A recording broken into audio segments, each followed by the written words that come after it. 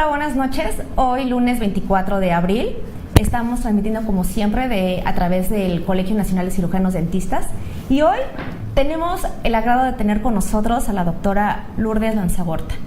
El colegio está de manteles largos, de verdad, porque la doctora Lanzagorta es una doctora de los pilares en endodoncia. Ha aportado muchísimo al tema de endodoncia y la tenemos hoy con nosotros y nos va a hablar de la importancia de las angulaciones verticales en el diagnóstico dental. Me voy a permitir decir un poco de su currículum. La verdad es que es muy poco lo que voy a decir, pero realmente es bastante extenso. La doctora es la doctora maestra María de Lourdes Lanzagorta Rebollo. Es egresada de la Universidad Autónoma de México, licenciatura de cirujano dentista.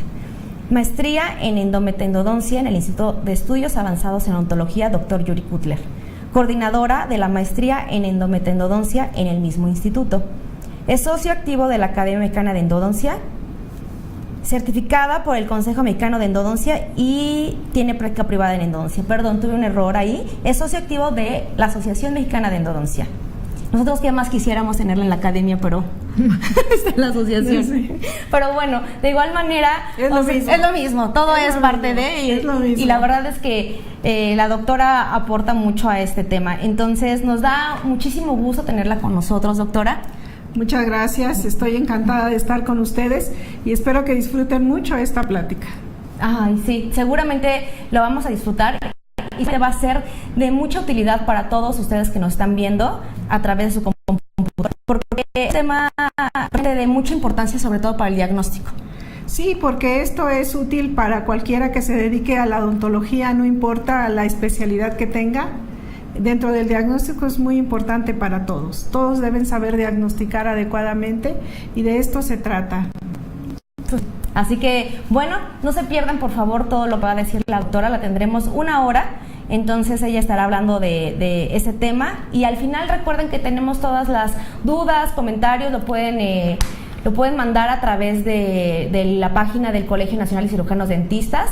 Y también está una transmisión en vivo en la página de la Academia Mexicana de Endodoncia. Entonces, mediante ese link o ese medio pueden ustedes mandar todas sus dudas y comentarios y con todo gusto al término de la conferencia la doctora lo responderá. Doctora, adelante. Muchas gracias.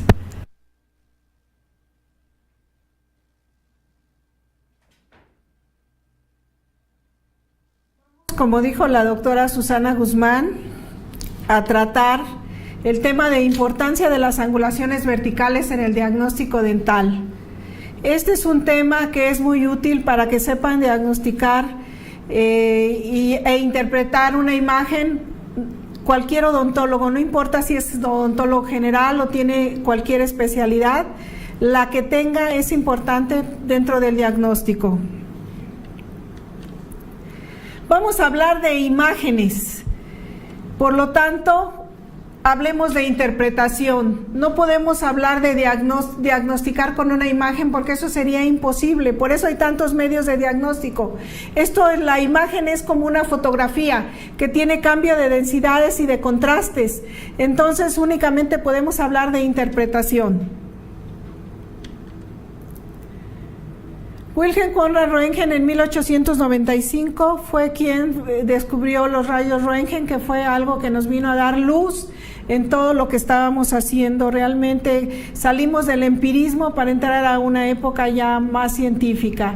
Walkoff en 1895 tomó la primera imagen dental y Kelsen en 1899, o sea 4 años después de que se inventaron, tomó la primera imagen dental, pero para tratamiento de conductos. El doctor Cutler nos decía que cuáles eran los usos de la imagen, para qué nos servían todas estas imágenes, y él nos decía que era para conocer los estados normales de las estructuras endo y metendodóncicas, medios preoperatorios para llegar al diagnóstico de sus alteraciones, controlar transoperatoriamente los pasos o etapas de un tratamiento y controlar y evaluar sus resultados posoperatorios. Él decía que dentro de nuestros pacientes siempre debería existir algún familiar al que pudiéramos controlar durante toda la vida para saber si lo que estábamos haciendo funcionaba, si no, teníamos que cambiar.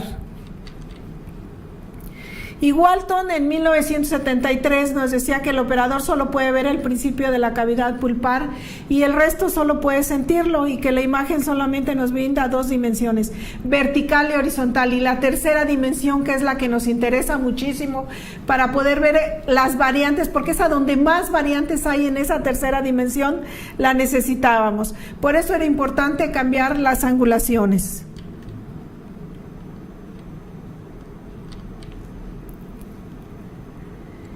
Cutler en 1986 nos habló mucho sobre que si teníamos un tratamiento que estaba al ras, realmente estaba fuera. ¿Y esto por qué? Por la distorsión geométrica de la imagen.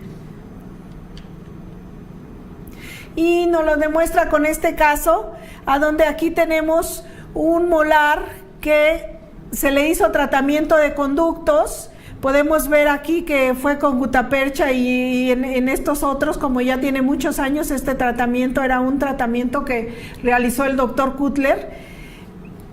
Había conos de plata, pero ya vean ustedes que el posoperatorio se ve al ras completamente, se ven los conos de plata y la gutapercha se ven al ras en el posoperatorio, pero ya si hacemos si ya hecha la extracción de este diente, vean ustedes cómo, mandándole los rayos paralelos y perpendiculares al eje mayor del diente, vean cómo se ve que está fuera completamente los conos de plata y la gutapercha.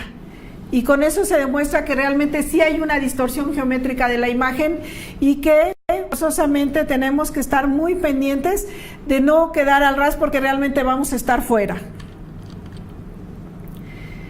Dentro de los errores de la interpretación, tenemos aquí a Bender y Seltzer desde 1961, a Schwartz en el 71, también tenemos a Goldman en 1972, y Tewari, que está en el 2011, que es muy importante porque repitió algo que hizo Goldman en 1972, muy interesante, un estudio muy interesante, a donde nos demostró que realmente no estábamos interpretando bien, que algo estaba sucediendo, que no sabían si era el cansancio, si nos estaba engañando la imagen, si nos engañaba qué era la vista o qué era lo que nos estaba engañando. Y él hizo un estudio muy interesante con 6 observadores que analizaron 253 imágenes, y estas las hicieron y se las mostraron 6 meses después, y lo único que tenían que decir era éxito, fracaso, y si tenían duda, pues dudoso, y hubo un desacuerdo del 53%. ¿Qué quiere decir eso? Que realmente es un desacuerdo muy grande, que realmente no estaban viendo lo mismo. Y eso, pero lo más interesante fue lo que publicó en 1974, 2 años después de la primera, a donde él hizo que se reobservaran de 6 a 8 meses después por 3 examinadores originales, un endodoncista con 25 años de experiencia, un radiólogo oral y un estudiante de posgrado.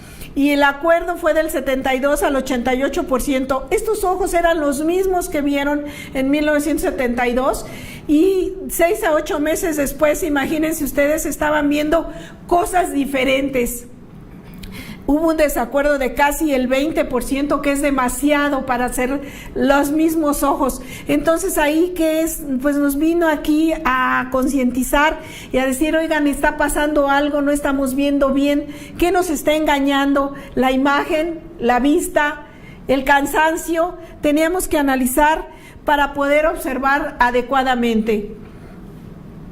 Y en el 2011, Tewari hizo un estudio muy parecido, a donde él también utilizó 6 observadores que analizaron 150 imágenes digitales, pero aquí ya no eran convencionales, sino eran digitales contra convencionales, y lo único que tenían que decir era qué veían en el hueso, ligamento periradicular y lámina dura normal, zona rarefaciente, ensanchamiento del espacio del ligamento periradicular. Y hay menos del 25% de acuerdo entre los 6 observadores. O sea, esto es exagerado. Quiere decir que han pasado muchos años y no observamos adecuadamente. De esta investigación de Tewari y colaboradores, Los examinadores originales reobservaron 3 meses después las mismas imágenes, igual que en el estudio de Walton, y hubo un acuerdo en imagen digital intraobservador de 65 a 85% y un acuerdo en imagen convencional de 74 a 80%. ¿Y qué concluyeron estos autores? Que la interpretación röntgenográfica digital y convencional son subjetivas y que los factores más importantes fueron los años de experiencia y familiaridad con los sistemas digitales de los observadores. Y vean qué errores de interpretación tan grandes hay.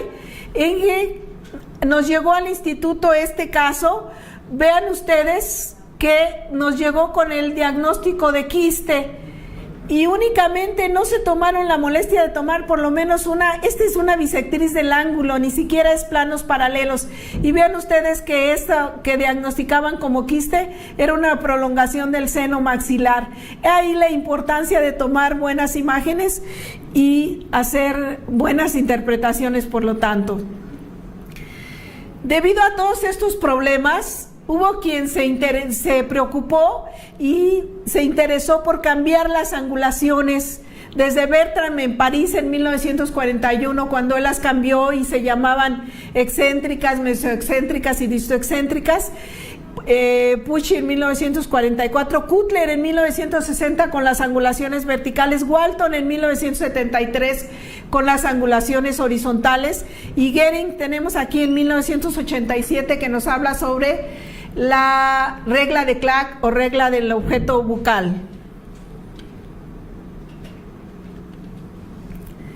Walton en 1973 nos decía que había que variar la angulación horizontal para observar la tercera dimensión de los dientes aplicando la regla del objeto bucal o regla de Clark, y que cambiáramos la angulación vertical para lograr el paralelismo en pacientes con situaciones anatómicas difíciles, pero no le interesaron las angulaciones verticales desde el punto de vista diagnóstico. En cambio a Cutler sí, le interesaron más las angulaciones horizontales. Vamos a ver aquí que la regla de Clark de 1909, regla del objeto bucal, es muy interesante para poder hacer interpretaciones. Por ejemplo, aquí tenemos una ortorradial a donde tenemos un molar, a donde se superponen un triángulo y un círculo, y los vemos en una ortorradial. Aquí se ve el cono como está en ortorradial completamente.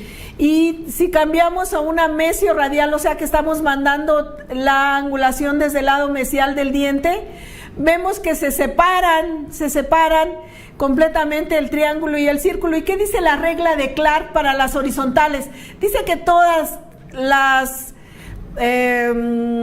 estructuras vestibulares se van en dirección del cono, se alejan en dirección del cono, y todas las estructuras palatinas o linguales se alejan en dirección del rayo, y todas las estructuras palatinas o linguales se quedan en dirección del cono. Entonces lo que se alejó, que se fue con el rayo, son estructuras vestibulares, y aquí vemos que lo que se alejó fue el círculo, y lo que se quedó en dirección del cono totalmente está dentro de todas las estructuras palatinas, se quedaron del lado del cono. Por lo tanto, nos podemos dar cuenta de que sí hay un importante desplazamiento con la regla de Clark o regla del objeto bucal, porque sabemos qué es lo que está del lado vestibular y qué es lo que está del lado palatino. En este caso el círculo está del lado vestibular y el triángulo está del lado palatino.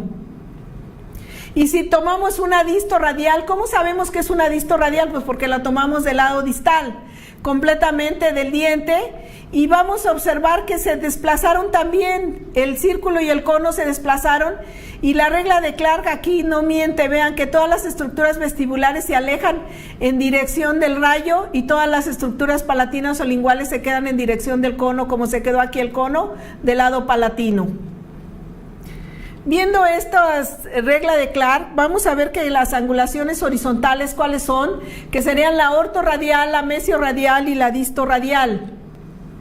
Aquí tenemos todas las angulaciones, pueden observar las angulaciones horizontales cómo está aquí el rayo totalmente perpendicular al eje mayor del diente, y aquí tomamos una mesiorradial totalmente del lado mesial del diente a tratar, y aquí tomamos una distorradial del lado distal del diente al tratar. Vean cómo se modifica el cono. Aquí tenemos, por ejemplo, una angulación, y vamos a ver para qué sirven las angulaciones horizontales.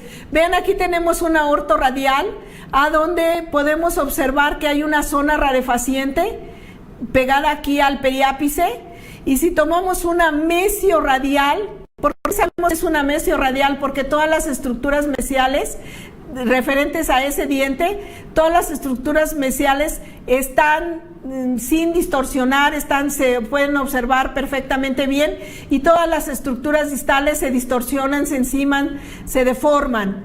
Por eso sabemos que es una mesiorradial, porque estamos viendo a este diente. Entonces, como este diente intentaron hacerle un tratamiento de conductos, se puede observar que a lo mejor pensaron que era una zona rarefaciente, pero en la mesiorradial desapareció completamente. No la vemos, no sabemos a dónde está. Pero si tomamos una distorradial, observen cómo se ve la zona rarefaciente perfectamente bien sobre el periápice. Nos puede engañar esta distorradial, porque realmente, si no se ve en alguna de las angulaciones, es una estructura anatómica. En este caso es el agujero nasopalatino.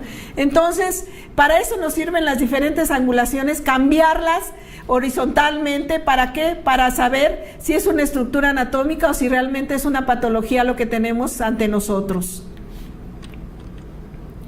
Y si vemos las angulaciones horizontales, en este caso, por ejemplo, en este diente, que primero, ¿qué es lo que tenemos que ver? Primero, ¿cuál es el diente? En este caso es un 31. ¿Cuál es su lado mesial y cuál es su lado distal? Y posteriormente aplicar la regla de Clark. En este caso, por ejemplo, en esta angulación mesiorradial, porque estamos viendo que del lado mesial no hay deformación, se ven bien las estructuras y las distales están todas deformadas. Entonces, en este caso nos damos cuenta que en esta mesiorradial se ve mal el tratamiento. No estamos criticando el tratamiento está muy mal porque hay cono único, pero se ve centrado. Pero vean ustedes, si le toman una distorradial, o sea que estamos viendo las estructuras distales que no se distorsionan y las mesiales se distorsionan, por eso sabemos que es una distorradial.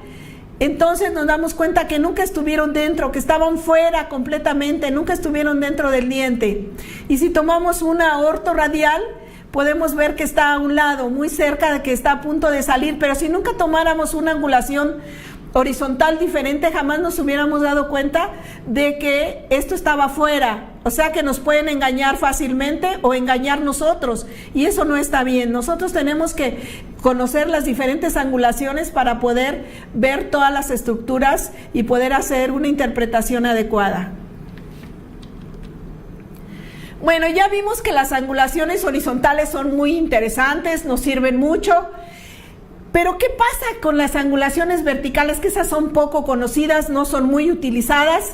Y vamos a ver qué de interés tienen estas angulaciones.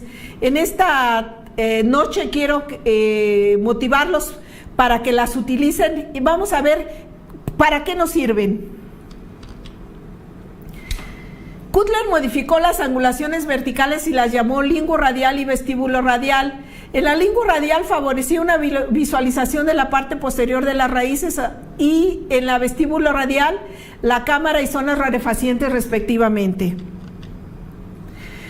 Cutler decía que si nosotros teníamos una patología, una alteración y estaba en la parte posterior del diente, no la veíamos adecuadamente. ¿Por qué? Porque el diente son las estructuras más duras que existen en el organismo y entonces no las atraviesa el rayo.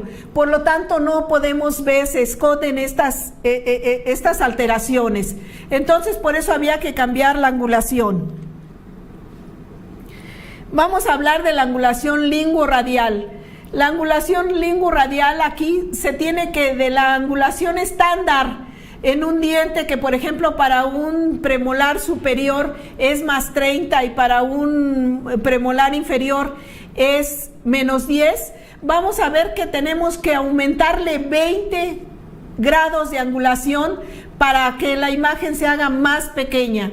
Entonces, y poder ver la parte posterior de estos dientes, todo lo que puede existir en la parte posterior. Por ejemplo, si en un superior nosotros estamos tomando con más 30 y le aumentamos 20, tenemos más 50. Más 50 y entonces el cono queda más arriba. Si tenemos en un premolar inferior, tenemos menos 10 y le aumentamos 20, sería menos 30. ¿Y qué cosa es lo que pasa? Vean, así tendríamos en ortorradial este premolar superior con su rebordito aquí en la parte posterior, y en una imagen lingoradial lo que vemos son las mismas estructuras pero más pequeñas. Lo vemos igualito pero en pequeñito y con las caras oclusales viendo hacia nosotros. ¿Qué dice la regla de Clark de 1909 para las angulaciones verticales lingoradiales? Que todas las estructuras vestibulares se van hacia oclusal siguiendo la dirección del rayo, y todas las estructuras palatinas o linguales se quedan en dirección del cono. O sea, es lo mismo que con las horizontales, nada más que aquí va hacia oclusal. Y aquí podemos ver un círculo y un triángulo igual, como lo estábamos viendo en las horizontales. Y vean ustedes, si aumentamos la angulación y en lugar, vamos a suponer aquí en el molar que fue más 20, le aumentamos 20, sería con más 40, y lo que vamos a ver son los dientes igualitos, nada más pequeños, y todas las estructuras vestibulares se van hacia oclusal. Por eso ustedes ven las vestibulares más pequeñitas que la palatina y ven una palatina grande. Entonces se van hacia oclusal siguiendo la dirección del rayo. ¿Qué se vino hacia oclusal para seguir la dirección del rayo? El círculo. Perdón. ¿Qué hice aquí?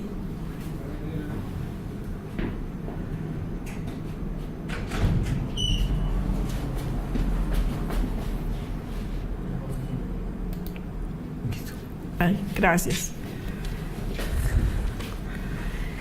Y entonces, perdón por la interrupción.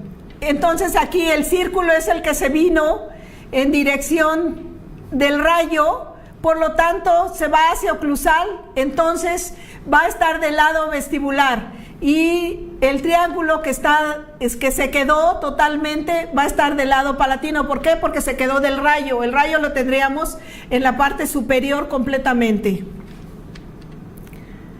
Vamos a ver, por ejemplo, esta angulación lingoradial en este lateral. Vean ustedes, hay una zona rarefaciente. En este caso, vean la zona rarefaciente aquí que se ve muy pegada al ápice, al periápice del lateral. Y si nosotros le aumentamos la angulación, se hace pequeñita la imagen, el diente. Vean cómo se hace pequeñito y vemos toda la parte posterior, y nos damos cuenta que es un espacio medular grande ahí, o puede ser un agujero nutricio, o puede ser la que sea una estructura anatómica, y no tiene nada que ver con la zona rarefaciente que estábamos viendo en la ortorradial.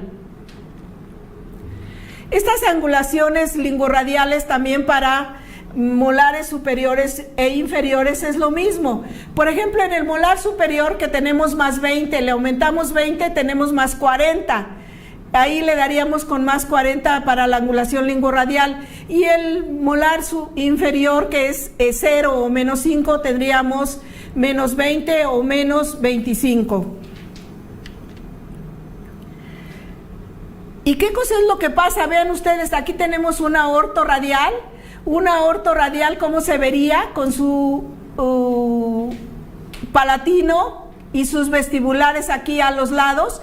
Y esto fue sacado del inglés, estos dibujos fueron sacados del inglés, y vamos a ver que realmente las estructuras vestibulares comparadas con el palatino hay entre 1 y 2 milímetros de diferencia. ¿Y qué cosa es lo que vemos en imágenes que tomamos normalmente? Que no lo hacemos con planos paralelos o con una buena angulación.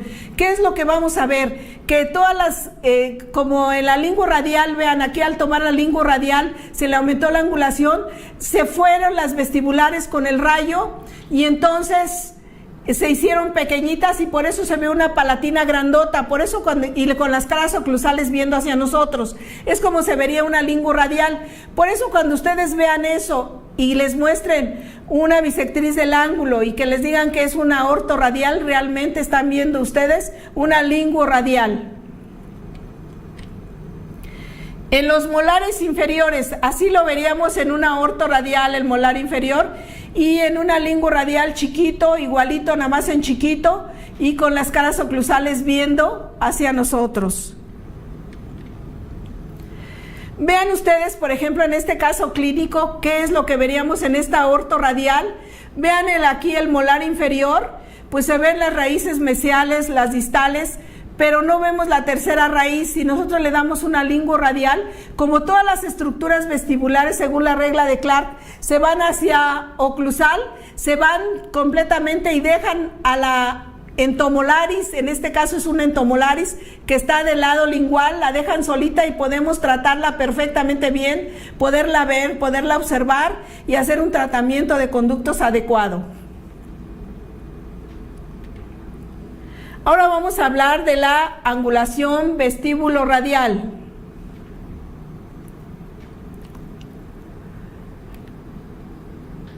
La angulación vestíbulo-radial es al revés. Aquí tenemos al mismo premolar que habíamos visto superior e inferior. Estos premolares, por ejemplo, en un superior, ¿cuánto sería la angulación normal del premolar? Sería más 30. Si nosotros ahora le vamos a quitar 20 grados, en lugar de aumentarle, le vamos a quitar 20 grados. Entonces nos quedaría, si es más 30, nos quedaría con más 10. Y si en el inferior, si es menos 10 y le quitamos 20, quedaría más 10. Y entonces, ¿qué cosa es lo que pasa aquí? Es igualito a una ortorradial, nada más agrandada la imagen. Se agranda la imagen, no se deforma, no se elonga, nada más se agranda. ¿Y cuál sería la regla de Clark o regla del objeto bucal para las angulaciones, la angulación vestíbulo-radial? Dice, todas las estructuras vestibulares se van hacia, ahora en lugar de oclusal como en la linguradial, ahora es hacia apical, siguiendo la dirección del rayo, y todas las estructuras palatinas y linguales se quedan en dirección del cono. Ahora es al revés. ¿Qué cosa es lo que pasa aquí con las vestíbulo-radiales? Vean, por ejemplo, aquí tenemos una ortorradial, a donde vemos una ligera zona rarefaciente aquí al lado, pero no vemos nada aquí a nivel del periápice en el metendodonto. Y vean ustedes qué es lo que vemos en una linguradial, pues no vemos nada, aquí sí no vemos nada, y en una vestíbula radial vemos perfectamente bien las zonas rarefacientes. Observen aquí en el periápice perfectamente y del lado lateral, los vemos perfectamente bien. ¿Qué cosa es lo que pasó aquí? Como dice la regla de Clark, todas las estructuras vestibulares se fueron hacia apical, y entonces es como si le quitaran un velo, le quitan ruido a la imagen y entonces se ve muchísimo mejor. Es como si le quitaran un velo y ustedes pudieran ver perfectamente las zonas rarefacientes. Y también, ¿para qué nos sirve esta vestíbulo radial? Para poder ver todo lo que es cámara. Vean qué bien se ven aquí los postes. Vean cómo se ven aquí los endopostes, estos perfectamente bien. Si ustedes quieren ver cámara y zonas rarefacientes, la vestíbulo radial es una maravilla de angulación. También, ¿a dónde podemos aplicar las angulaciones verticales? Bueno, pues las podemos ver en una fractura. Vean en una fractura horizontal. Vean, por ejemplo, aquí en esta ortorradial cómo se ve la fractura, como si fuera una sola. Y si toman una vestíbulo radial, vean cómo se puede ver doble, que es doble la fractura, y entonces lo podemos tratar muchísimo mejor. Algo muy importante para la vestíbulo radial son las resorciones. Se pueden ver perfectamente bien. Vean, por ejemplo, aquí en una ortorradial cómo se ven las obturaciones dentro del conducto están mal porque hay cono único y no, pero no vamos a criticar las obturaciones, simplemente hasta dónde llegan, cuál es su límite apical. Y aquí se ven dentro del conducto, las dos, tanto en el central como en el lateral. Y vean ustedes, en una lingurradial pues se ven igual, se ven dentro del conducto, pero ¿qué pasa en una vestíbulo radial a donde le aumentamos 20 grados? Vean nada más que nos damos cuenta que aquí el cono de gutapercha está afuera. ¿Por qué? Porque aquí hay una resorción y lo que estábamos viendo acá es a donde alguna vez hubo un ápice, pero aquí ya no existe. Entonces estamos completamente fuera. Ustedes lo pueden ver perfectamente bien cómo estamos fuera. Así que para las resorciones yo les recomiendo que tomen una vestíbulo radial y se van a sorprender de lo que van a ver. También para los molares superiores e inferiores también tenemos la angulación vestíbulo-radial. Por ejemplo, en el molar superior tenemos más 20 y si le quitamos 20 vamos a estar en 0. Y en el molar inferior, si estamos en 0, pues entonces vamos a tener más 20 para que pueda llevarse a cabo la vestíbulo-radial. Y vean cómo se aprecia una vestíbulo radial. Así la veríamos en ortorradial, este molar superior, en esta forma. Y vean ustedes que aquí lo vemos igual, pero agrandado completamente, agrandada la imagen. Vean, por ejemplo, en este caso clínico, la ortorradial. En este caso vemos aquí que en la raíz mesial hay una zona rarefaciente pequeñita. Vean ustedes en la lingurradial, pues se superpone el malar, el hueso malar, y no vemos nada. En cambio, si vemos en la vestíbulo radial, vean ustedes cómo vemos perfectamente bien la zona rarefaciente. ¿Por qué? Porque mandamos todas las estructuras, según la regla de Clark, mandamos todas las estructuras hacia apical, quitamos ruido completamente y vemos muchísimo mejor. Vean ustedes cómo se ve cámara, se ve perfectamente bien cámara. Si quieren ver cámaras, vean qué bien se ve en una vestíbulo radial y la zona rarefaciente se ve perfectamente bien. Y esta angulación vestíbulo radial en lo que es los molares inferiores también. Vean, así se vería una ortorradial de un molar inferior y así veríamos una vestíbulo radial completamente al cambiarle la angulación vertical. En la misma forma, nada más agrandada, no deformada, no elongada, simplemente agrandada.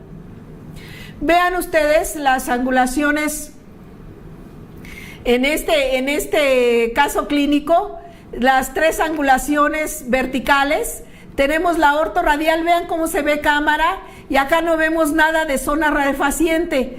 Pero observen esto, si son observadores, vean que aquí no vemos nada en la lingua radial tampoco, pero vean la vestíbulo radial, qué bien se ve cámara, se ve perfectamente bien, y vean cómo se ve la zona rarefaciente, ¿sí? Totalmente en el metendodonto, aquí en los periápices de los dientes, en la zona totalmente metendodóntica de esto.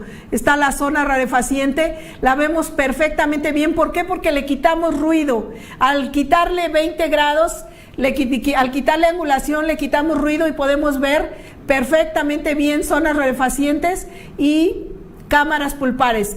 También ustedes la podrían utilizar cuando hay coronas de metal porcelana. Ustedes pueden hacer que tomarle una vestíbulo radial y entonces se elonga la cámara y ustedes pueden, si andan buscando conductos, saber por dónde andan, y es un tip muy bueno cuando tenemos coronas de metal porcelana. Eso les ayudaría muchísimo. Vamos a ver para detección de zonas rarefacientes qué es lo que se ha escrito de esto realmente desde Ardran en 1951, Bender y Seltzer en 1961, Bender en el 82, Barbat en 1998 y Gao en el 2010. Vean ustedes cómo ellos, por ejemplo, Bender en 1982 realizó un estudio de 20 especímenes de mandíbula en los cuales se llevaron a cabo lesiones experimentales y les tomaron rentgenografías para evaluar el grado de rarefaciencia y se presentó solamente un desacuerdo en 4 imágenes entre los 3 observadores, que eso fue muy bueno. ¿Y qué concluye Bender en 1982? Que la pérdida de 12.5% de hueso cortical, que equivale a 6.6% de disminución en la sustancia mineral, es suficiente para visualizar una zona rarefaciente. Vean ustedes, este es el estudio de Bender, a donde también nos demuestra que si se quita nada más el hueso esponjoso sin tocar corticales, no se ve nada en las imágenes, como pueden observar ustedes en esta imagen. También Schwartz en 1971 encontró lo mismo. Vean ustedes, aquí está una preoperatoria de una mandíbula, es una mandíbula a donde hicieron secciones también, seccionaron la mandíbula como lo hizo Bender, hicieron secciones, quitaron el hueso esponjoso, las volvieron a unir y vean que no se ve nada, se ve igualita, se ve la postoperatoria igual que la preoperatoria. Si no toca corticales, no se puede ver una zona rarefaciente. Por eso Bender dice que necesita quitarse 12.5 de hueso cortical, porque si no, no se va a poder apreciar. Imagínense cuántas alteraciones andarán deambulando por ahí que no las podemos ver y que como no han tocado corticales no sabemos que existen. Y el doctor Eugenio Moreno, un profesor del instituto, quiso comprobar si era cierto lo que decía Bender y lo hizo con una alumna, la doctora Sofía Delgado, que también hizo lo mismo, quitó hueso esponjoso sin tocar corticales. Aquí pueden ver cómo metió la espátula para ver que no había hueso esponjoso y ustedes ven la preoperatoria y se sigue viendo normal, no hubo diferencia. Entonces él comprobó que Bender tenía razón. Barbat en el 98, él estudió 19 raíces inferiores utilizando 8 diferentes observadores, pero él elaboró cortes longitudinales de mesial a distal sin tocar la cavidad alveolar. Él lo que hacía, los abría completamente de vestibular a lingual para que no se maltratara, no los seccionaba como Bender, sino que los abría para que pudiera controlar mejor esas zonas rarefacientes y poder ver a dónde se veían mejor. Él provocó zonas rarefacientes a diferentes niveles y realizó imágenes convencionales comparándolas con técnicas digitales. Y él concluyó que la imagen digital no aumenta la detección de zonas rarefacientes sobre la imagen convencional y que con 1 milímetro de resorción de hueso cortical observó las zonas rarefacientes. Aquí ya vean ustedes, aquí podemos ver una imagen de cómo lo hizo Barbat. Vean, diferente a Bender, pero él ya no nos dice en porcentajes como Barbat de 12.5%, sino que con 1 milímetro de resorción en profundidad de hueso cortical observó las zonas rarefacientes. Entonces nosotros decidimos hacer en el instituto un estudio piloto sobre la detección de zonas rarefacientes y vean, aquí están las mandíbulas. Esto lo hizo... Vean, aquí tenemos el doctor Gabriel Arzate con la doctora Patricia Mencía de Dominicana y vean cómo se desprendieron las mandíbulas se abrieron como lo hizo Barbat, quitamos la vestibular. Aquí vean ustedes las angulaciones preoperatorias, se desprendió la cortical vestibular y se le quitó el hueso esponjoso, pero como se quitó demasiado, pues aquí no se alcanza a ver en las imágenes. Vean, hasta acá se ve el hueso esponjoso. Como se quitó demasiado, pues no hay gran diferencia en lo que podemos ver en las 3 angulaciones. Pero ¿qué pasa si nosotros hacemos un desgaste de 0.5 milímetros de hueso cortical? Observen nada más, aquí es de 0.5 milímetros. Vean cómo se ve en la ortorradial, se ve ligeramente, en la lingua radial no se nota, y en la vestíbula radial se ve perfectamente bien la zona rarefaciente con 0.5 milímetros de desgaste de hueso cortical. Después lo hicimos en el mismo desgaste 1 milímetro para ver si Barbat tenía razón en que con 1 milímetro se ven en cualquier angulación, y sí, lo demostramos aquí también de que Barbat tenía razón, de que realmente si nosotros hacemos 1 milímetro de desgaste en cortical, se ve en cualquier angulación, tanto la orto, vean aquí se ve muy bien, la linguo radial y la vestíbulo radial, pero con 0.5 milímetro de desgaste solamente se veía perfectamente bien en la vestíbulo radial.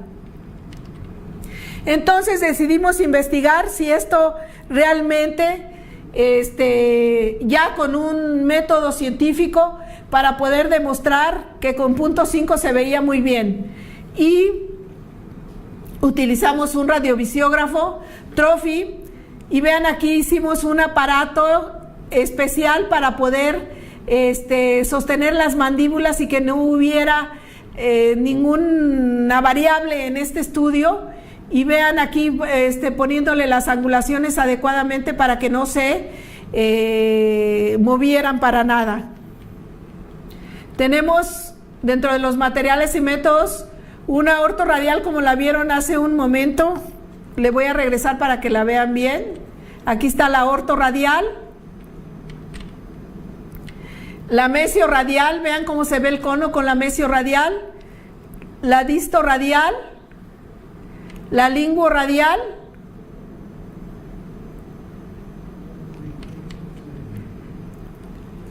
Y la vestíbulo radial. Ahí están todas las angulaciones que se tomaron para poder ver a dónde se veía mejor la zona rarefaciente. También se diseñó a dónde se iba a hacer el corte, y se hizo como los hizo Barbat y como lo hicimos en el estudio piloto. Vean, aquí se está diseñando cómo se va a hacer el corte, aquí cómo se está llevando a cabo el corte, y vean, aquí se desprendió la cortical vestibular. Aquí estamos midiendo las corticales y se usaron cinchos para que no se moviera para nada el fragmento cuando se reposicionara después de hacer los desgastes. Fue eliminación de 3 milímetros en área de hueso esponjoso. Vean aquí la flecha está señalando a dónde se hizo la eliminación de 3 milímetros en área de hueso esponjoso. Y aquí tienen ustedes al doctor Arzate haciendo un desgaste de 0.5 milímetros en cortical, ahí mismo donde estaba el desgaste de hueso esponjoso, con 0.5 milímetros, que se utilizaron unas fresas de rueda que tenían exactamente 0.5 de milímetro para poderlo controlar adecuadamente, pero de todos modos se medían con calibrador para saber si realmente ese era el desgaste que se había hecho. Y aquí está la doctora Mencía de Dominicana haciendo en el mismo punto el desgaste con 1 milímetro. También con una fresa de rueda que medía 1 milímetro. Se medían perfectamente bien, ¿sí? Con este calibrador para saber que el desgaste era de 0.5 y de 1 milímetro, y se llevó toda la información y se almacenó. Se tomaron entre cada uno de los desgastes 5 angulaciones. Aquí vamos a ver qué estudios se hicieron. El primero previo a cualquier corte o desgaste. El segundo posterior a las secciones de las corticales y con la eliminación de hueso esponjoso. El tercero, posterior a la eliminación de 0.5 milímetros de profundidad en el mismo lugar donde se eliminó el hueso esponjoso. Y el cuarto fue de eliminación de 1 milímetro de profundidad de hueso cortical completamente. Totales fueron 4 estudios con radiovisiografía por hemiarcada, 5 angulaciones, ortorradial, mesiorradial, distorradial, linguorradial y vestíbulo radial, y 16 estudios con un total de 80 imágenes. Después se les proyectaron a evaluadores, fueron 6 evaluadores, fueron 3 con experiencia de más de 25 años y 3 estudiantes de primer año de la maestría en endodoncia del Instituto Yuri Cutler. Entonces, etapa 1 preoperatorio, etapa 2 sin hueso esponjoso, etapa 3.5 de desgaste en la cortical vestibular, etapa 4 1 milímetro de desgaste en la cortical vestibular. Los resultados, ¿cuáles fueron de esta investigación? Vean ustedes aquí en esta,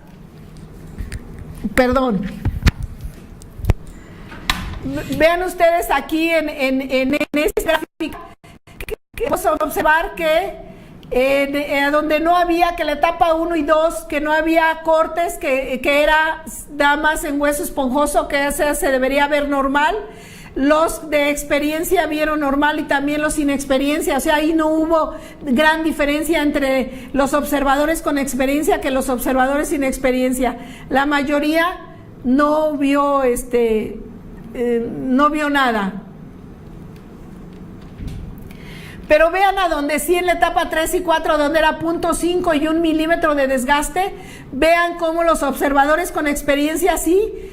Realmente aquí se impuso la experiencia porque ellos observaron muchísimo mejor. Aquí podemos ver en las primeras 3 barras cómo ellos observaban mejor, a donde había realmente las veían, y los que no tenían experiencia pues no las veían mucho, veían igual que a donde no había zona rarefaciente. O sea que sí tiene que ver la experiencia para poder analizar y poder observar e interpretar una imagen. Dentro de los resultados, vean etapa 3 y etapa 4, tenemos frecuencia de identificación de zona rarefaciente por angulación. Fueron 4 evaluaciones, nada más que en la fase 3 no se identificó una zona rarefaciente en un estudio, por eso se quitó. Pero vean ustedes, de acuerdo a todas las angulaciones, pueden observar aquí cómo en la vestíbulo radial se vio 20 veces comparado con los demás, que la linguradial 0, la distorradial en 2, la mesioradial 0, la ortorradial en 1, en 0.5 y en 1 milímetro. Vean también aquí se vieron un poquito más, pero de todos modos fueron muy bajo el porcentaje. En cambio en la vestíbulo radial se vio 19 veces de esas 24 y con 0.5 20 veces de esas 23 zonas rarefacientes. Así que vean ustedes que la vestíbulo radial se impuso completamente. Aquí podemos ver porcentaje de identificación por angulación en 0.5. Vean la vestíbulo radial en 87% de la vestíbulo radial que se pudo apreciar adecuadamente, 4% de orto radial, ¿sí? 0% en mesio, en disto el 9% y en lingo radial 0%. Y con 1 milímetro de desgaste se vio en 79% en la vestíbulo radial. Observen esto, en la vestíbulo radial aquí se ve en 79%, en 4% en la orto radial, en 0% en la mesio radial, 17% en la disto radial y en la lingo radial 0, pero en vestíbulo radial el 79%. Si podemos ver esta gráfica que es índice de detección de zona rarefaciente por angulación, observen la cantidad de la orto, en la mesio, en la disto, en la lingo y en la vestíbulo radial. Vean, es a donde mejor observaron tanto los observadores con experiencia como los sin experiencia, observaban mejor la zona rarefaciente. Dentro de la discusión de esta investigación, podemos ver que dentro de la preoperatoria y sin hueso esponjoso, si ustedes observan, todos se ven igualitos.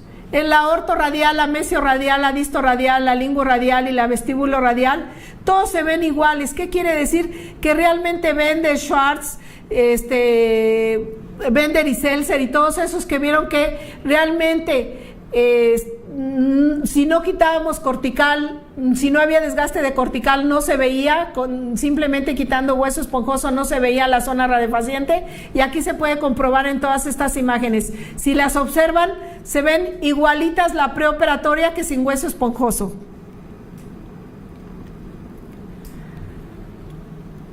Y Barbad aquí vean, nos dimos cuenta que tenía razón. Con 1 milímetro de desgaste en profundidad de hueso esponjoso podemos ver perfectamente bien la zona rarefaciente, tanto en ortorradial, mesiorradial, distorradial, linguoradial y en la vestíbulo radial. Vean qué bien se ve la zona rarefaciente en todas las angulaciones. Ahí nos dimos cuenta que Barbat tenía razón, que un desgaste de 0.5, pero que con un desgaste de 0.5 de hueso cortical es suficiente para observar la zona rarefaciente utilizando una angulación vestíbulo radial. Eso es lo que comprobamos con esta investigación. Vean ustedes aquí con 0.5, si ustedes observan en todos, no se ve adecuadamente en ninguna de las angulaciones. En cambio, en la vestíbulo radial, vean que bien se ve la zona rarefaciente con 0.5 milímetros de desgaste. ¿Qué quiere decir? Que ustedes pueden tomar una vestíbulo radial cuando no esté tan grande la zona rarefaciente, la van a poder observar. De otra forma necesitan que haya un desgaste mayor para que la puedan observar en cualquier angulación. Por eso es conveniente que utilicen la vestíbulo radial. Las conclusiones de esta investigación fueron que la detección de zonas rarefacientes se pueden lograr a partir de destrucciones de 0.5 milímetros de profundidad en el hueso cortical. Que la angulación vestíbulo radial es la imagen que permitió detectar con mayor frecuencia las zonas rarefacientes de acuerdo con la elección de los observadores. Y que el uso de la angulación vestíbulo radial es fundamental para la detección de zonas rarefacientes. Y que pueden ustedes combinar completamente las angulaciones. Por ejemplo, si ustedes quieren utilizar angulaciones horizontales y verticales, vean que se pueden ayudar unas a otras. Por ejemplo, en este caso que estamos viendo, en esta angulación, vean ustedes cómo no se ve zona rarefaciente, no se ve desviación de conducto. En cambio, en esta angulación que ya, aunque es linguoradial, pero también tiene una distorradial, también con angulación distorradial se combinó una vertical con una horizontal y no vemos gran cosa, pero vean ustedes aquí en la vestíbulo radial combinada con una angulación distorradial. Vean cómo la zona rarefaciente se ve perfectamente bien. ¿En qué nos ayudó esta angulación vertical? En ver que hay una zona rarefaciente que se ve perfectamente bien aquí. Se ve perfectamente bien en la raíz mesial. ¿Y en qué nos ayudó la angulación distorradial? En que hay una desviación en el tratamiento del conducto. Se desvió y se quedó parte de conducto sin tratar, que por eso está la zona rarefaciente. Vean cómo nos sirve muchísimo combinarlas para ayudarnos con ambas. Unas nos dicen unas cosas y otras nos dicen otras, y vamos a poder interpretar muchísimo mejor y poderlas explotar adecuadamente. ¿Qué nos dice la Asociación Americana de Endodoncia sobre la toma de imágenes? Dice que el riesgo de equivocarse al emitir un diagnóstico puede ser mayor que el riesgo de la exposición a las radiaciones ionizantes en un examen justificado y bien realizado. Y voy a terminar con esta frase que es muy interesante de Ingle, que aquí engloba todo lo que queremos decir. Que cualquier variación que facilite, acelere o mejore la exposición, procesado o interpretación de las imágenes incrementará el valor de las mismas. Los fracasos suelen aumentar cuando no observamos bien lo que estamos realizando.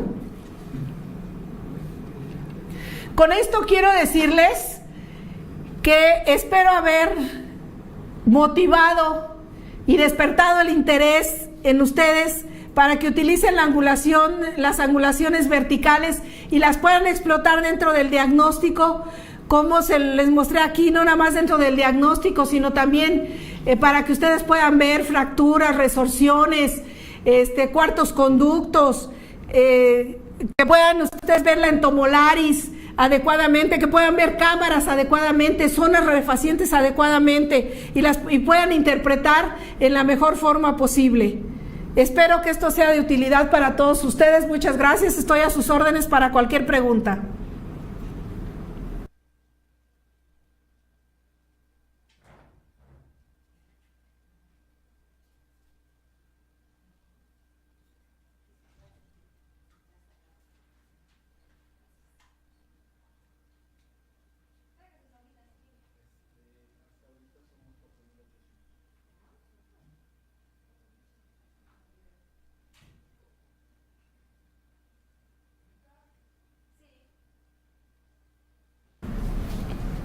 Bueno, pues muchísimo gusto, doctora, y qué bueno que nos habló de ese tema tan importante como son las angulaciones.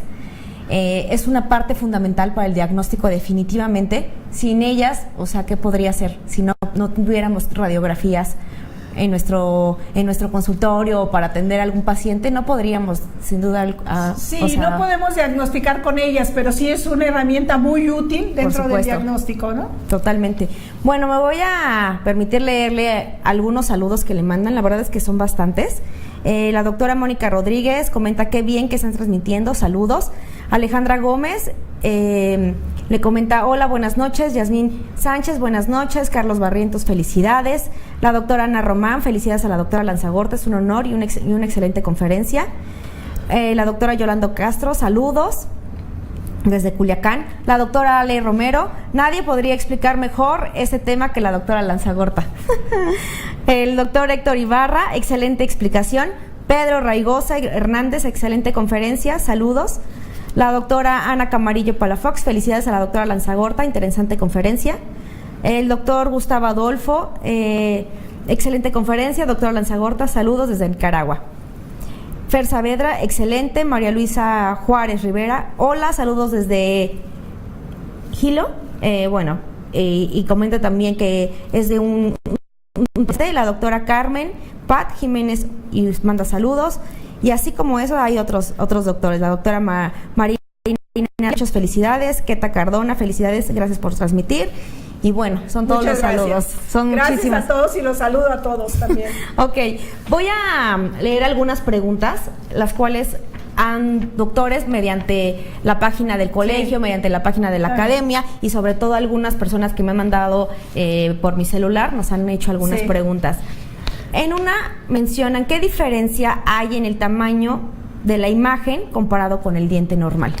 Esta es una pregunta muy interesante porque sí hay diferencia entre ellos. Según Van Borden, la diferencia entre ellos es que la imagen es mucho más grande, 1.2 milímetros comparado con el diente real.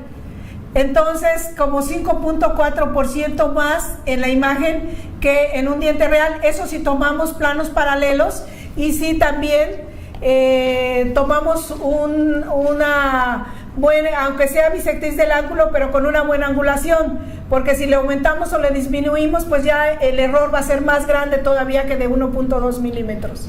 Ok.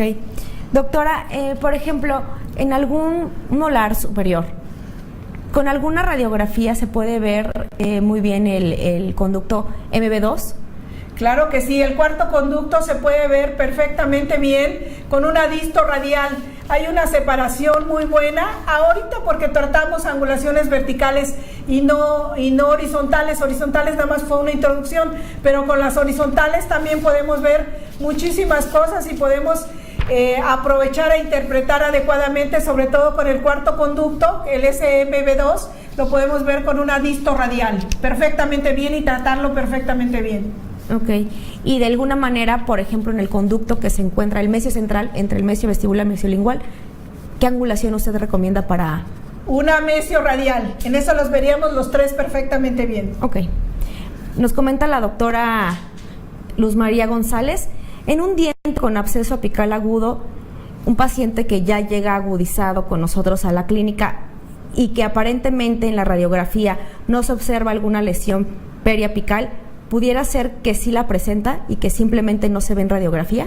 No, muchas veces no ha pasado tiempo suficiente para, si es algo agudo, no ha pasado tiempo suficiente para que toque un poco de cortical. Como vimos, se necesita por lo menos 0.5 para que se pueda ver de destrucción de cortical en profundidad, para que se pueda ver la zona rarefaciente. Y si no lo ha hecho y nada más ha estado en hueso esponjoso, no se va a ver nada. Necesita tocar cortical y aunque es 0.5 para que la podamos ver. Ahora hay algo aquí muy interesante.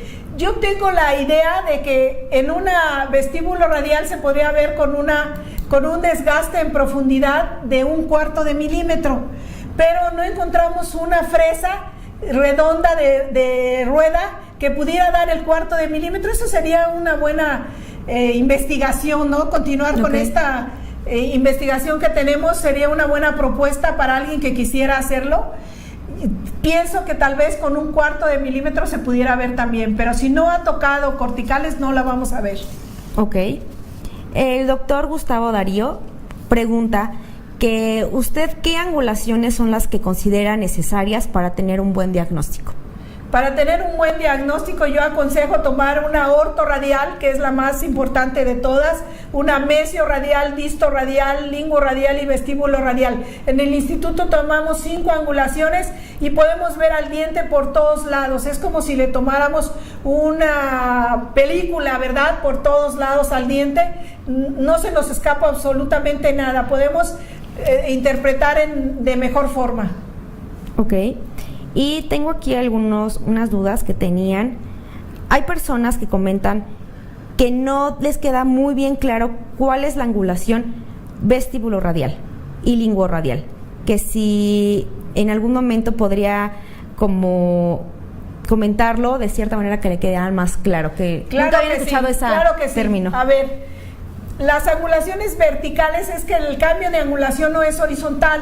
En un cambio horizontal le cambiamos de ortorradial horizontalmente 20 grados, mesiorradial 20 grados, distorradial. En este caso las angulaciones verticales se cambian verticalmente. En lugar de cambiarle horizontales verticalmente, se les aumenta. En la lengua radial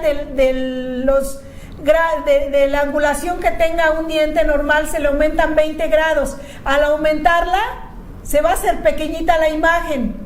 Sí, y vamos a ver toda la parte posterior de este diente según la regla de Clark.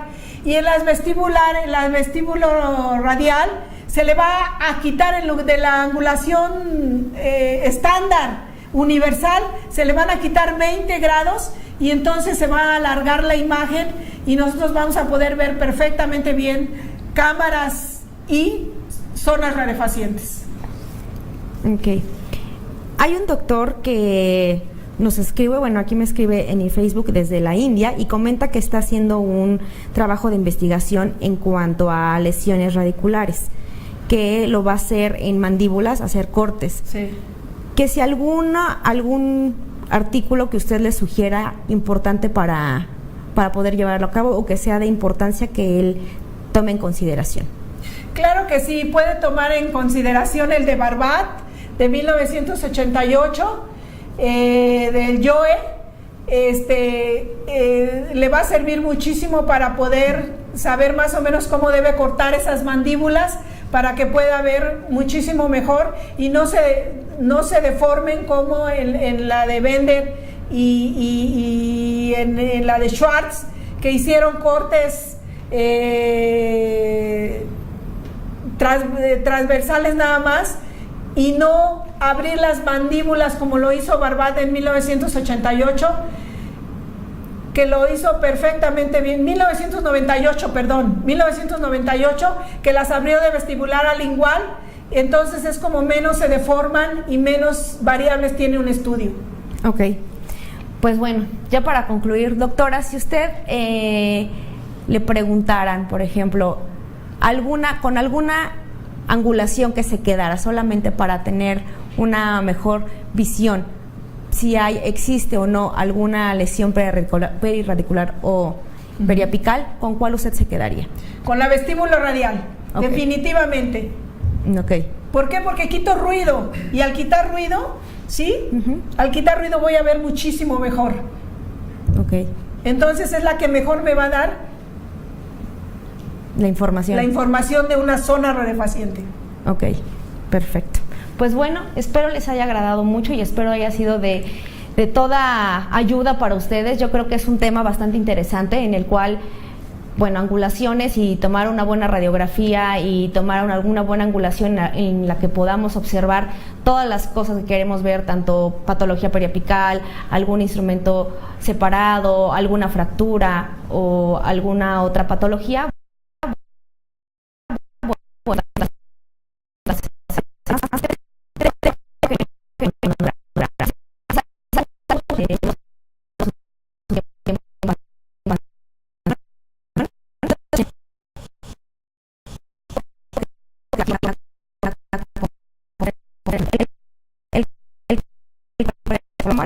Para que vean, y también le hace un obsequio.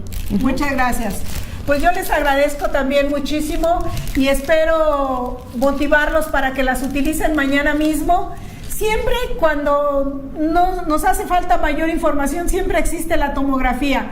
Pero antes de pensar en la tomografía, piensen en la vesícula radial. Les va a dar mucha información con el aparato que tienen en su consultorio simplemente. Muchas gracias.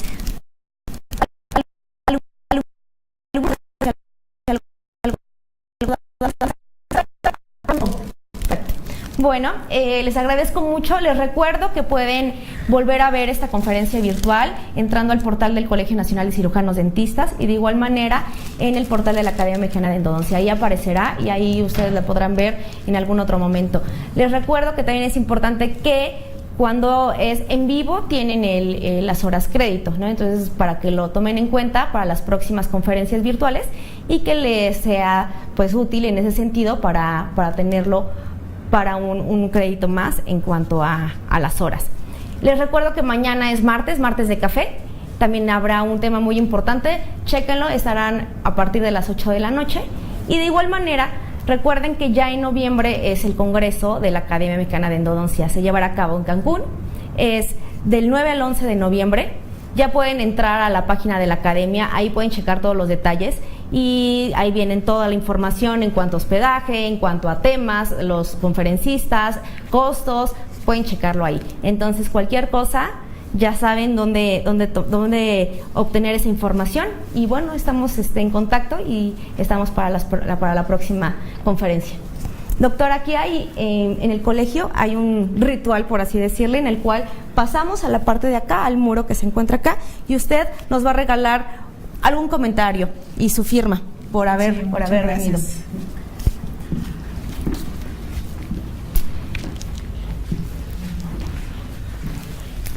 Y mientras firma, nos puede decir qué tal fue la experiencia de dar una conferencia virtual aquí en el colegio. ¿Ya la había dado antes, una conferencia virtual? En una ocasión, sí, pero ahora me gustó más. Sí, qué bueno, qué bueno.